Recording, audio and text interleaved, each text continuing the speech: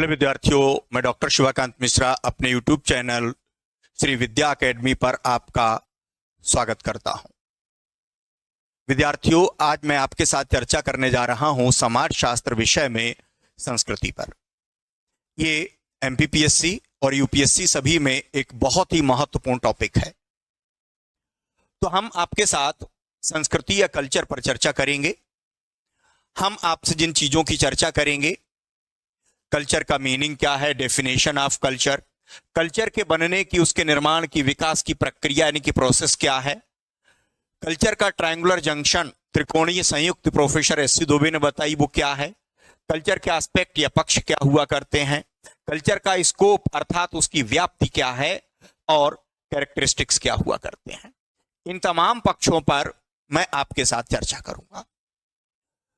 तो सबसे पहले मैं आपको बता दूं कल्चर के बारे में कि कल्चर जो है उसका भारतीय संस्कृति में, जैसा कि हम कहते हैं कि संस्कृति संस्कार शब्द से उत्पन्न हुई है। समाज शास्त्र के अंतर्गत इसका संस्कार जैसे किसी शब्द से कोई लेना देना नहीं है। कल्चर का हिंदी रूपांतरण संस्कृति है, अर्थात इंग्लिश में जो कल्चर कहा जाता है उसी को हम समझेंगे संस्कृति के रूप में। तो कल्चर क्या है? कहा जाता है कि integrated whole of the learned behaviour which gives uniqueness to a group. Hindi में कह देते हैं सीखे हुए व्यवहार प्रकारों की समग्रता जो किसी समूह को विशिष्टता प्रदान करती है, संस्कृति है। Integrated whole of the learned behaviour या सीखे गए व्यवहार प्रकारों की समग्रता, यानी कि जितने भी प्रकार के व्यवहारों को हम सीखते हैं, समाज हमें सिखाता है, और एक सदस्य के नाते हम समाज से जितने भी प्रकार के व्यवहार करने के तरीके हम सीखते हैं, वे सारे तरीकों को अगर हम इकट्ठा कर दें, मिला दें, integrated whole of those behaviours, तो जो कुछ भी बनता है वो कल्चर होता है। ये कल्चर किसी भी एक समूह को यूनिकनेस या विशिष्टता प्रदान करता है, यानी कि जो सीखे गए व्यवहार प्रकार के तरीके होते हैं वो एक समूह विशेष की विशेष पहचान हुआ करते हैं, जिस पहचान के द्वारा दुनिया उन्हें आइडेंटिफाई करती है, उन्हें पहचानती है, अर्थात यूनिकनेस या विशिष्टता प्रदान करती है। यानी किसी भी समाज या समूह की संस्कृति ही उसकी पहचान होती है, उसे पहचान या विशिष्टता प्रदान कर देती है उसकी संस्कृति। एक ये अर्थ हो जाता है। दूसरा हो जाता है जीवन यापन के समस्त ढंगों की समग्रता, whole ways of life of a group.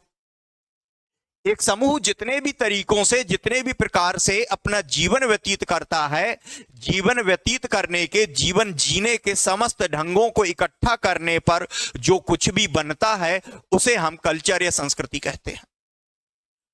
अब बहुत प्रकार से हम जीवन व्यतीत करते हैं, बहुत प्रकार से जीवन जीते हैं, अनेक प्रकार के व्यवहार प्रकार, उसी को हम वे of life, veg of life, जीवन जीने के तरीके या जीवन जीने के ढंग कहते हैं, और उन्हीं को व्यवहार प्रकार कहते हैं, है ना, लर्न बिहेवियर कहते हैं। और इस तरीके से बहुत प्रकार से हम जीवन जीते हैं। जैसे हम कहें तो विवाह करने का एक विशेष तरीका, या खाना बनाने का, खाने का एक विशेष तरीका, मकान बनाने का विशेष तरीका, खेती करने का विशेष तरीका, ये सब क्या होते हैं? सारे वे ऑफ लाइफ या व्यवहार करने के तरीके।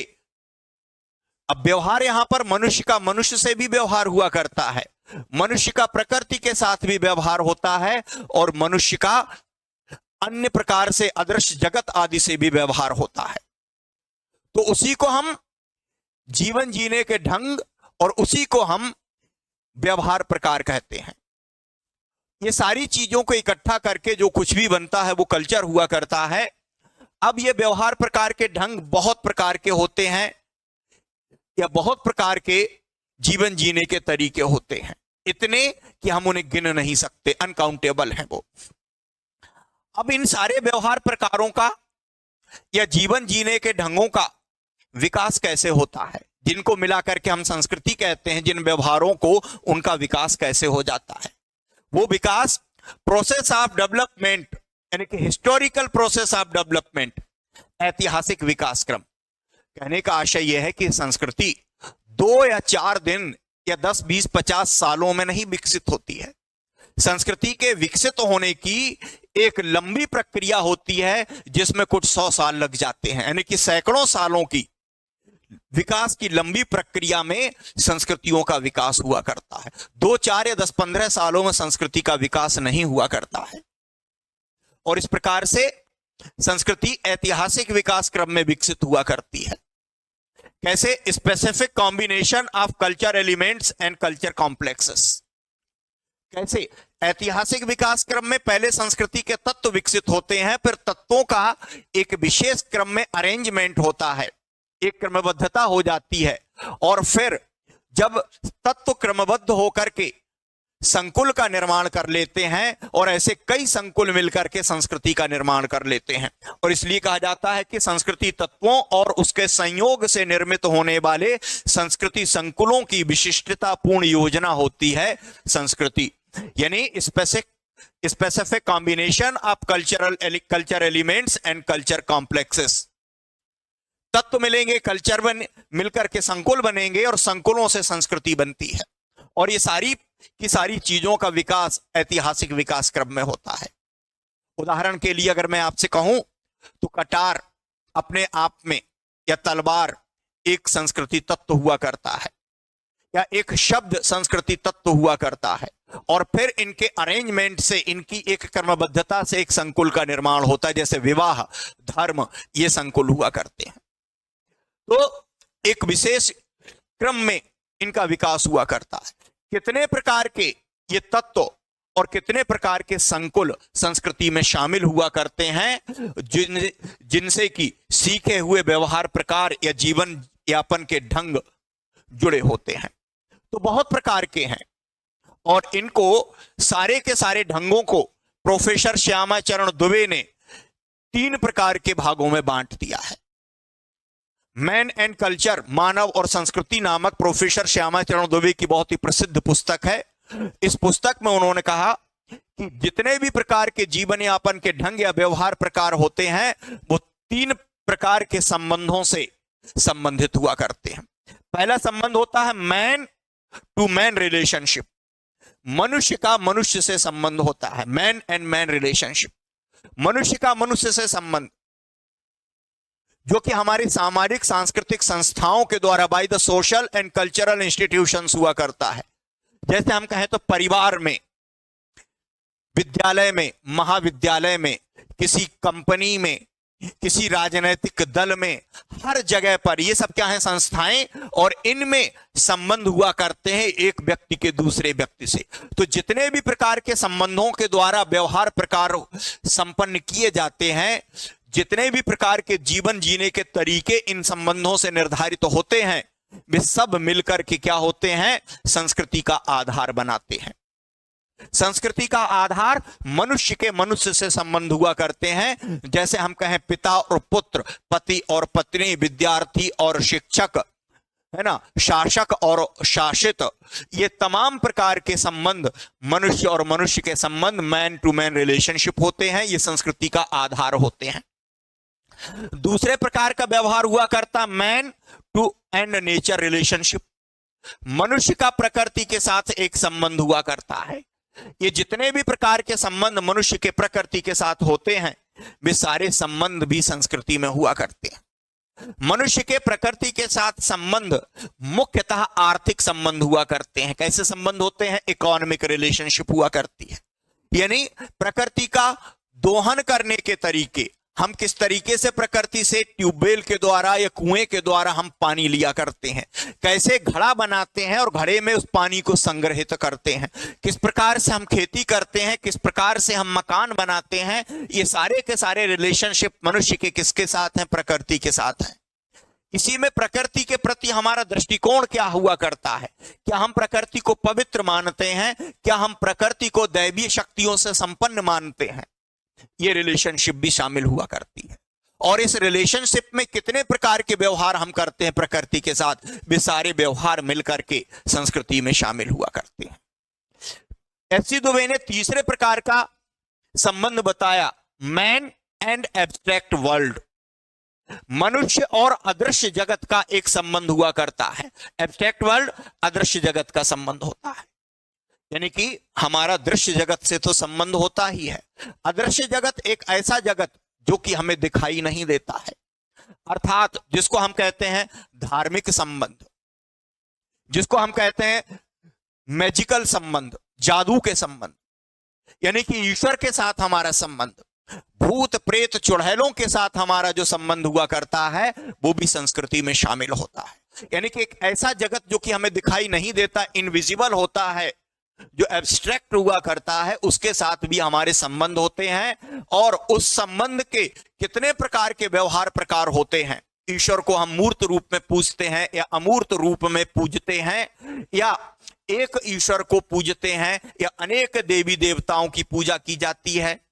वो सब प्रकार के व्यवहार प्रकार मिलकर के संस्कृति में शामिल होते हैं। और इन तीन प्रकार के संबंध, मनुष्य का मनुष्य से, मनुष्य का प्रकृति से और मनुष्य का अदृश्य जगत से जो संबंध होता है, ये तीन प्रकार के संबंध मिलकर के जो बनाते हैं वो संस्कृति होती है। इसी को हम कहते हैं प्रोफेसर दुबे का ट्रायंगुलर जंक्शन।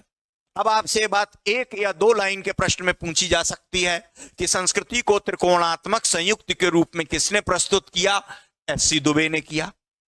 संस्कृति के त्रिकोणात्मक पक्ष में या संस्कृति की त्रिकोणात्मक संयुक्त में प्रोफेसर दुबे ने कितने प्रकार के संबंध बताए? तो आपको लिख देना है मनुष्य के मनुष्य और मनुष्य और प्रकृति और मनुष्य और अदृश्य जगत के संबंध। इस प्रकार से प्रश्न आपसे पूछे जाते हैं एक या दो लाइन के। तो ये प्रोफेसर दुबे की त्रिकोणात्मक संयुक्ति हो जाती है। अब कल्चर के पक्ष कितने हुआ करते हैं? एस्पेक्ट ऑफ द कल्चर कितने हुआ करते हैं? बहुत सारे पक्ष होते हैं, जिसको हम कहते हैं मैनिफेस्ट एंड लेटेंट, अभिव्यक्त और अनाभिव्यक्त। मैनिफेस्ट का मतलब होता है संस्कृति के कुछ ऐसे पक्ष होते हैं जो सबको पता होते हैं, जिनके बारे में सब जानते हैं। उदाहरण के लिए अगर हम आपसे बात करें तो संस्कृति का अभिव्यक्त पक्ष, जैसे आप पढ़ रहे हैं, आप क्यों पढ़ रहे हैं आपको मालूम है, इस पढ़ने से आपको क्या प्राप्त होगा आपको पता है, इसलिए आप पढ़ रहे हैं। ये हो जाता अभिव्यक्त, जिसको कहते हैं मैनिफेस्ट या ज्ञात पक्ष। दूसरा हो जाता अनभिव्यक्त पक्ष, latent aspect of the culture. अनभिव्यक्त पक्ष का मतलब होता है संस्कृति का एक ऐसा भाग भी होता है जिस भाग में किए जाने वाले व्यवहार प्रकार या जीवन जीने का ढंग का वो भाग जिसे हम करते हैं लेकिन हम नहीं जानते हैं कि हम ये क्यों करते हैं। यानी कि कर्ता को, एक्टर को पता नहीं होता है कि वो जो कर रहा है वह क्यों कर रहा है। उदाहरण के लिए अगर हम आपसे कहें कि होली के अवसर पर वर्जित व्यवहार, प्रोहिबिटेड बिहेवियर इज अलाउड, यानी कि वर्जित व्यवहार की स्वीकृति समाज के द्वारा दे दी जाती है, और ये वर्जित व्यवहार जो कि संस्कृति में हुआ करता है, ये क्यों अनुमति दी गई है समाज के द्वारा? सामान्य रूप से भांग खाने की या अश्लील वार्तालाप करने की, किसी को के ऊपर रंग लगा देने की, किसी के ऊपर कीचड़ फेंक देने की अनुमति समाज नहीं देता है, लेकिन होली के अवसर पर यह अनुमति है। क्यों है? सामान्य व्यक्ति नहीं जानते। इसी को हम क्या कहते हैं? लेटेंट एस्पेक्ट या अनभिव्यक्त पक्ष हुआ करता है। लेकिन इसका मतलब यह नहीं होता है कि इन अनभिव्यक्त पक्ष के बारे में कोई नहीं जानता है। जो विशेषज्ञ होते हैं, जैसे कि मैं पीएचडी हूं, नेट क्वालिफाइड हूं, तो मैं जानता हूं कि ये क्यों होता है, लेकिन आप लोग नहीं जानते। इसी को कहते हैं अनभिव्यक्त पक्ष। इसी प्रकार से संस्कृति के का एक पक्ष मटेरियलिस्टिक अर्थात भौतिक होता है और एक नॉन मटेरियलिस्टिक अर्थात अभौतिक पक्ष हुआ करता है। मटेरियलिस्टिक पक्ष जिसको हम देख सकते हैं, छू सकते हैं, जिसे माप सकते हैं, अर्थात जो प्रकृति के पदार्थों का प्रयोग करके जो पक्ष बनाया जाता है उसे हम मटेरियलिस्टिक कहते हैं। which we can observe, which we can है ना, experience through our senses, हमारी इंद्रियों के द्वारा जिसे हम ज्ञात कर सकते हैं, अनुभव कर सकते हैं, वो भौतिक पक्ष होता है। जैसे टेबल, कुर्सी, मोबाइल फोन, बंदूक, ये सब क्या हो जाते हैं? भौतिक हो जाते हैं। संस्कृति का एक पक्ष होता है जो अभौतिक होता है, अर्थात नॉन मटेरियलिस्टिक होता है, जिसे हम देख नहीं सकते, छू नहीं सकते हैं। जिसे हम माप नहीं सकते हैं, जिसे इंद्रियों के द्वारा अनुभव नहीं कर सकते, which can not be experience by our senses. जैसे हम कहें कि एक विचार है कि पाप का फल बुरा होता है, यह भी क्या होता है, संस्कृति का एक पक्ष होता है, अभौतिक पक्ष।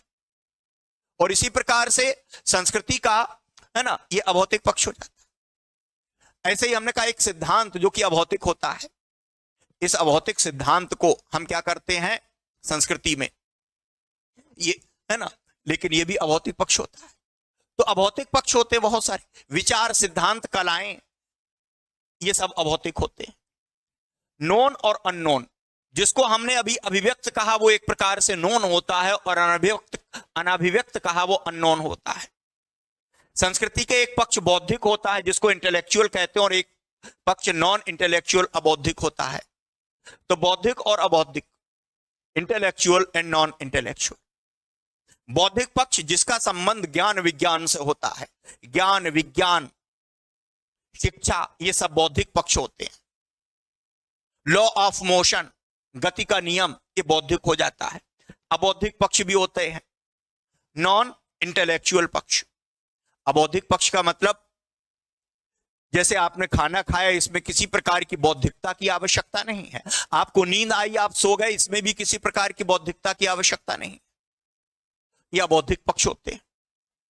तो बहुत सारे पक्ष होते हैं।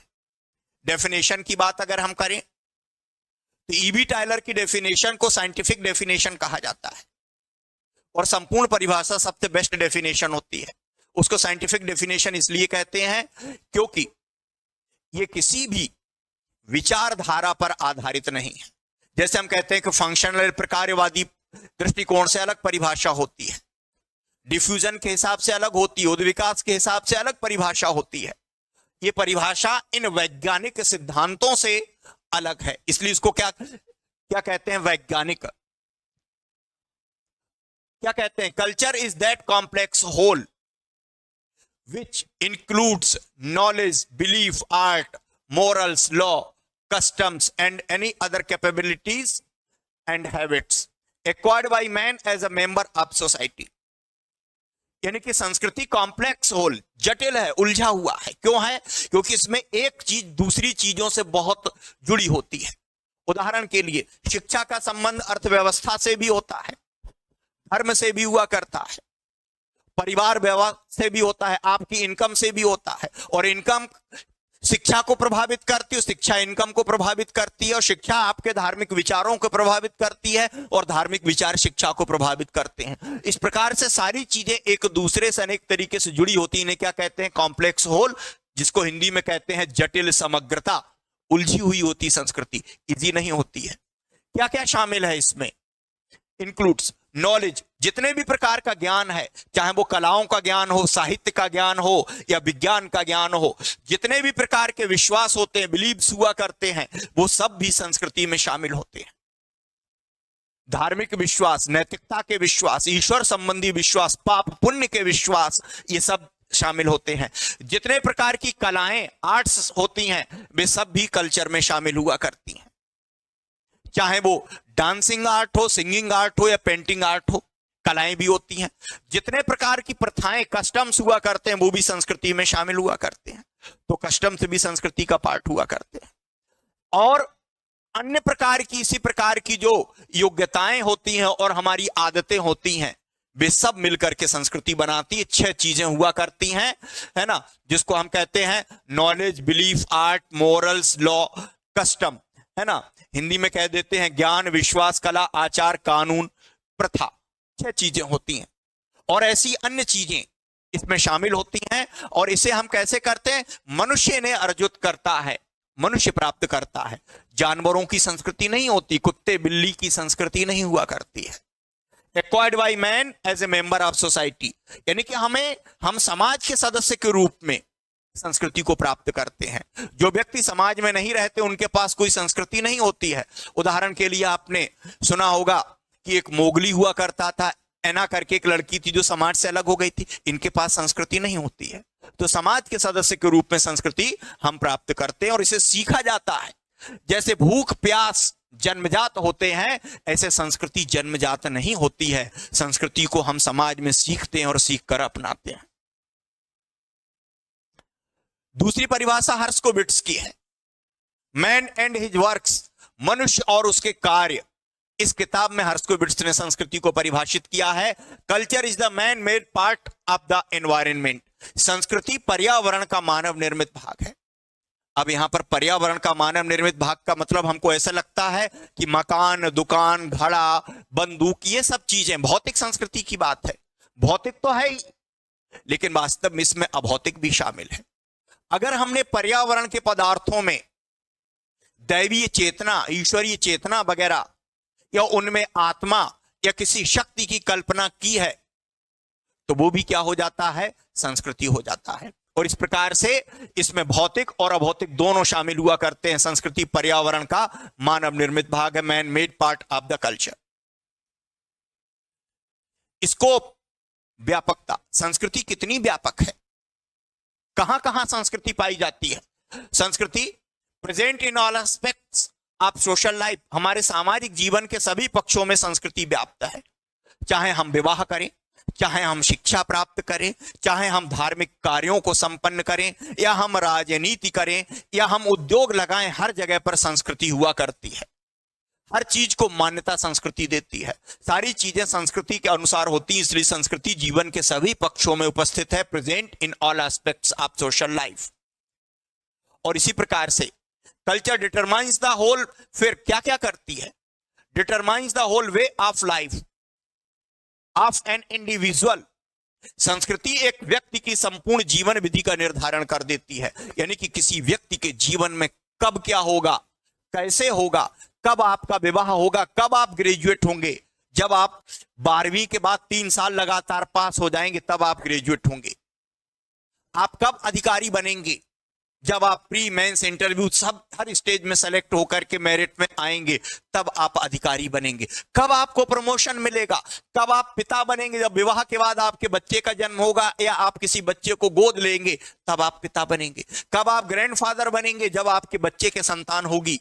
तो हर चीज संपूर्ण जीवन विधि का क्या होगा, कब होगा, कैसे होगा, विवाह कब होगा और कैसे करेंगे, यह भी संस्कृति निर्धारित करती। मनमाने तरीके से समाज में कुछ नहीं होता है, सब कुछ संस्कृति से निर्धारित और नियंत्रित है। इसलिए कहा जाता culture determines the whole way of life of an individual. संस्कृति व्यक्ति के संपूर्ण, है ना, जीवन को, संपूर्ण जीवन विधि का निर्धारण कर देती है। Culture determines the all possibilities and all impossibilities of the life of an individual. संस्कृति व्यक्ति की संपूर्ण संभावनाओं और असंभावनाओं को निर्धारित करती है, यानी कि आपके लिए क्या क्या करना संभव है, ये संस्कृति निर्धारित करती है। आपके अंदर क्षमताएं हो सकती हैं कि आप पूरी दुनिया को रूल कर सकते हो, पूरी दुनिया पर शासन कर सकते हो, मगर संस्कृति आपकी संभावनाओं को निर्धारित करती है कि आप अधिकतम क्या हो सकते हो। एक भारत का व्यक्ति अमेरिका का भारत का नागरिक अमेरिका का राष्ट्रपति नहीं हो सकता है, और अमेरिका का राष्ट्रपति भारत में सरपंच भी नहीं बन सकता है। क्यों नहीं बन सकता? क्योंकि संस्कृति ने निर्धारित किया है कि जो जहां का नागरिक होगा वहीं की राजनीतिक प्रक्रिया में भागीदारी कर सकता है। ये हो जाती है संभावनाएं। असंभावनाएं, इम्पॉसिबिलिटीज, क्या क्या आपके लिए असंभव है, आप भगवान नहीं बन सकते हो, ये संस्कृति ने तय कर दिया है। एक पुरुष क्या बन सकता है? एक पुरुष नाना बन सकता है, नानी नहीं बन सकता है। पुरुष दादा बन सकता है, दादी नहीं बन सकता है। ये संस्कृति तय कर देती है। तो संभावनाओं और असंभावनाओं को संस्कृति निर्धारित कर देती है। तो संस्कृति के कैरेक्टरिस्टिक्स क्या हैं? संस्कृति को समझने के लिए, उसकी प्रकृति को समझने के लिए हमें कुछ विशेषताओं को समझना चाहिए। मानव निर्मित है, प्रकृति ने नहीं बनाया संस्कृति को। व्यवहार, तीज त्योहार, धर्म, कलाएं, जादू सब मनुष्य ने बनाए हैं। तो संस्कृति मनुष्य बनाता है। मनुष्य को प्रकृति ने ऐसी क्षमताएं दी हैं जिनके द्वारा वो संस्कृति का निर्माण करता है। वो क्षमताएं जैसे 2 पांव पर सीधे खड़े होना, बाहों का सभी दिशाओं में घूमना, अंगूठे का विपरीत दिशा में मुड़ना, जिसको कहते हैं erect posturism and bipedal locomotion, opposable thumb intelligent brain to make cause effect relation, कार्य कारण संबंध स्थापित करने में सक्षम मेधावी मस्तिष्क। 3 डायमेंशनल एंड क्रॉनिक विजन, त्रिविमीय और सूक्ष्म दृष्टि, जिससे हम किसी भी चीज को देखते हैं लगातार और फिर हम उसके बारे में कार्य कारण संबंध स्थापित करते हैं दिमाग के द्वारा। अगर दिखेगा नहीं तो हम घटनाओं का मूल्यांकन नहीं कर सकते।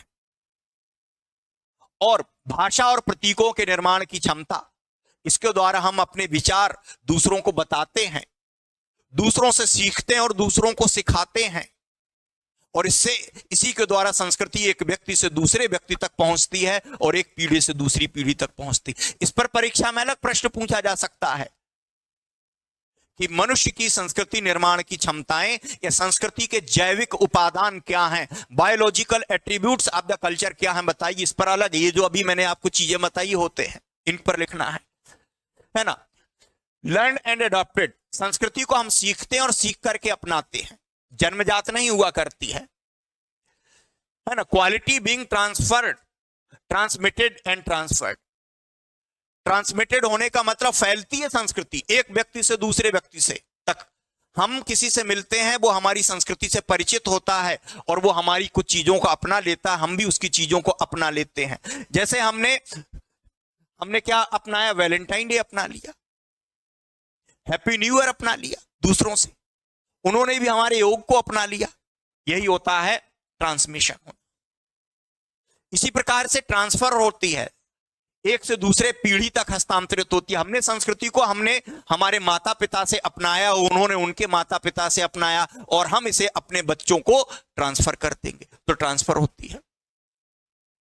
Unique type in every society, हर एक समाज में अद्वितीय प्रकार की, यानी कि एक समाज की जैसी संस्कृति होती है वैसी संस्कृति दूसरे समाज में नहीं होगी। कुछ समानता होगी लेकिन कुछ ना कुछ भिन्नता जरूर होती। क्यों होती है? क्योंकि संस्कृति एक विशेष प्रकार की प्राकृतिक परिस्थितियों में जीवन यापन के ढंगों की समग्रता है, और प्राकृतिक परिस्थितियां एक जगह से दूसरी जगह पर भिन्न होती हैं, इसलिए संस्कृति भी एक जगह से दूसरी जगह पर भिन्न हुआ करती है, डिफरेंट हुआ करती है। जैसे हम कहें रेगिस्तानी क्षेत्र के जीवन यापन के ढंग अर्थात संस्कृति किसी बर्फीले इलाके के लिए उपयोगी नहीं होंगे, और वहां के ढंग अलग होंगे और वहां के अलग होंगे, और इसलिए संस्कृति क्या हो जाती है? अद्वितीय प्रकार की होती है। इसलिए अरेबिक राष्ट्रों की संस्कृति अलग है, इंडियन संस्कृति अलग है, और बर्फीले क्षेत्रों की संस्कृति अलग हुआ करती है। संस्कृति समूह का आदर्श होती है, आइडियल ऑफ द ग्रुप, क्योंकि एक समूह के अंदर उन्हीं तरीकों से हम जीवन यापन कर सकते हैं, दूसरे तरीकों से नहीं। इसलिए संस्कृति उनके लिए क्या होती है? आदर्श हुआ करती है। संस्कृति सामाजिक होती है, सोशल, यानी कि संस्कृति का निर्माण एक या दो व्यक्ति नहीं करते हैं, संस्कृति में परिवर्तन एक या दो व्यक्ति नहीं करते हैं, पूरा समाज करता है। कोई चीज जो दो चार व्यक्तियों से रिलेटेड होती है वो संस्कृति नहीं होती है। जब कोई चीज पूरे समाजों से जुड़ जाती है तभी वो संस्कृति हुआ करती है। संस्कृति आवश्यकता पूर्ति करती है, fulfils the need of human being. जैसे विवाह के द्वारा हमारी मान्यता प्राप्त ढंग से उन आवश्यकताओं की पूर्ति होती है, शिक्षा के द्वारा ज्ञान की आवश्यकताओं की पूर्ति होती है, मकान के द्वारा हमें शारीरिक सुरक्षा प्राप्त हो जाती है। इस प्रकार से संस्कृति आवश्यकताओं की पूर्ति करती है। ऐसे ही संस्कृति एडेप्टिव अर्थात अनुकूलनशील होती है, क्योंकि संस्कृति आवश्यकताओं की पूर्ति करती है और इसलिए परिस्थितियां बदलती हैं तो संस्कृति भी बदल जाती है, क्योंकि तभी संस्कृति आवश्यकताओं की पूर्ति करने में सक्षम होती है। अगर हम देखें तो हमारी प्राचीन कालीन पाषाण युगीन संस्कृति आज की इस आधुनिक संस्कृति में कितना एडेप्टेशन हुआ, कितना परिवर्तन हुआ, और तभी संस्कृति जिंदा है। अगर संस्कृति अनुकूलित ना हो, एडेप्टिव ना हो, तो संस्कृति मर जाएगी। तो संस्कृति एडेप्टिव अनुकूलनशील होती, परिस्थितियों के साथ अपने आप को ढालती है। उदाहरण के लिए हमारे यहां पर उदारीकरण, वैश्वीकरण की प्रक्रिया शुरू हुई तो उसके अनुरूप हमारी संस्कृति, हमारी शिक्षा व्यवस्था परिवर्तित हो जाती है, अनुकूलनशील होती है। बैलेंस एंड ऑर्गेनाइजेशन, संतुलन और संगठन। क्योंकि संस्कृति के हमने बताया बहुत सारे पक्ष होते हैं, सारे पक्ष एक दूसरे से जुड़े होते हैं, और जब एक पक्ष में परिवर्तन होता है तो दूसरे पक्ष उसके अनुरूप अपने आप को परिवर्तित कर लेते हैं। इसी को क्या कहते हैं संस्कृति में? संतुलन होना। जैसे शिक्षा का परिवर्तन हुआ, शिक्षा ने हमें आधुनिक मूल्य दिए, तार्किक मूल्य दिए, इसके कारण हमारे धार्मिक विचार बदल गए। शिक्षा ने हमें समानता का मूल्य दिया और इसके कारण समाज के अंदर स्त्री और पुरुष के संबंध भी क्या हुए? परिवर्तित हुए, यानी कि लैंगिक समानता आ जाती है। इसी को क्या कहते हैं? संतुलन होना। संगठन होने का मतलब ऑर्गेनाइजेशन। संस्कृति का एक पक्ष दूसरे पक्ष का समर्थन करता है, विरोध नहीं करता है। उदाहरण के लिए अगर चोरी करना अनुचित माना जाता है तो कानून की दृष्टि में अपराध है और धर्म की दृष्टि में पाप है और नैतिकता की दृष्टि में अनैतिक हो जाता है। ऐसा नहीं है कि धर्म कहे संस्कृति यानी कि चोरी करना पुण्य हो जाता है, नहीं है। सभी एक ही भाषा बोलते हैं, इसी को बोलते हैं संगठन। डायनेमिक और स्टैटिक। संस्कृति गत्यात्मक मतलब परिवर्तित भी होती है और स्थिर भी रहती है। ये एक प्रकार की डुअलिटी है, द्वैधता है संस्कृति में।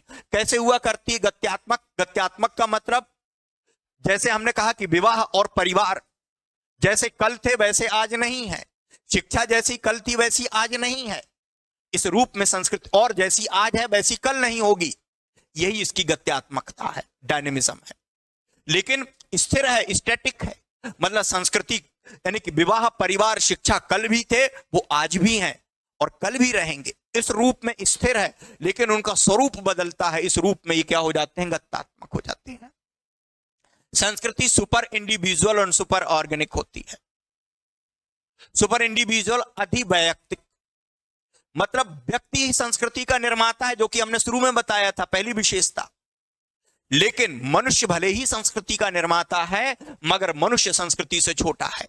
संस्कृति मनुष्य से बड़ी हुआ करती है। संस्कृति मनुष्य से बड़ी कैसे है? यानी कि एक व्यक्ति ये कहे कि मेरे अंदर संस्कृति को निर्मित करने की जैविक क्षमताएं हैं, तो मैं अपनी अलग संस्कृति बना लेता हूं। या 10-12 व्यक्ति कहें कि हम अपना अलग कल्चर बना लेते हैं, तो उसे हम संस्कृति नहीं कहेंगे, वरन वो संस्कृति से विचलन होगा, डेविएंट होगा और वो एक समस्या होगी। तो पूरे यानी कि संस्कृति, व्यक्ति के द्वारा संस्कृति का निर्माण किया जाता है, मगर व्यक्ति विशेष संस्कृति से छोटा होता है और पूरी संस्कृति उससे बड़ी होती है। व्यक्ति संस्कृति की बात, उसकी अधीनता को स्वीकार करने को, उसके अनुरूप रहने को बाध्य हुआ करते हैं। हम मनमाने तरीके से विवाह नहीं कर सकते हैं। हमको संस्कृति के अनुसार कब, किससे और किस तरीके से करना है वैसा ही करना होगा। अधिसावयवी सुपर ऑर्गेनिक, यानी कि संस्कृति हमारी जैविक क्षमताओं से परे है और संस्कृति हमारी जैविक क्षमताओं की, आप जैविक आवश्यकताओं की पूर्ति तो करती, रोटी कपड़ा मकान एवं आवश्यकताओं की पूर्ति तो करती ही है, लेकिन संस्कृति जैविक आवश्यकताओं से बड़ी आवश्यकताओं की भी पूर्ति करती है, सुपर ऑर्गेनिक नीड्स भी पूरी करती है। उदाहरण के लिए हम कहें अगर आपको मोक्ष चाहिए, सॉल्वेशन चाहिए, तो मोक्ष की आवश्यकता की पूर्ति भी कौन करेगा? संस्कृति करेगी। संस्कृति बता देगी ऐसे ऐसे कर करके मिल जाएगा। तो ये आवश्यकताओं की पूर्ति संस्कृति करती है। और फिर अगर हम कहें तो कंक्लूजन के रूप में संस्कृति क्या है? Culture is the whole of its materialistic and non materialistic creation of a human group. एक मानवीय समूह जो कुछ भी भौतिक और अभौतिक बनाता है, सारा एक व्यक्ति नहीं, समूह जो बनाएगा, जितने प्रकार की भौतिक चीजें, जितने प्रकार की अभौतिक चीजें बनाएगा, वो सब मिलकर के संस्कृति होती हैं। और ऐसा नहीं आपने आज बनाया तो आज ही संस्कृति हो जाएगा। Historical process of historical development, यानी कि लंबे समय तक वो चीजें जब चली आती हैं, अस्तित्व में बनी रहती हैं, तब उन्हें संस्कृति कहते हैं और ये इनको मनुष्य समाज के सदस्य के रूप में अपनाता है, ये संस्कृति।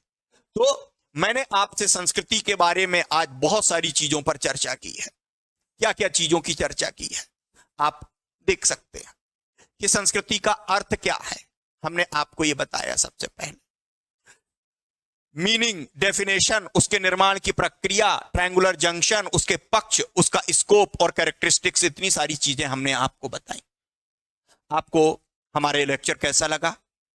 कमेंट बॉक्स में कमेंट करके बताइए। हमें लाइक कीजिए, शेयर कीजिए और सब्सक्राइब कीजिए। हमारे द्वारा आपको इन सारे क्लासेस का स्टडी मटेरियल प्रोवाइड किया जाएगा हमारे टेलीग्राम चैनल पर। तो मिलते हैं नेक्स्ट लेक्चर पर, तब तक के लिए गुड बाय, नमस्कार।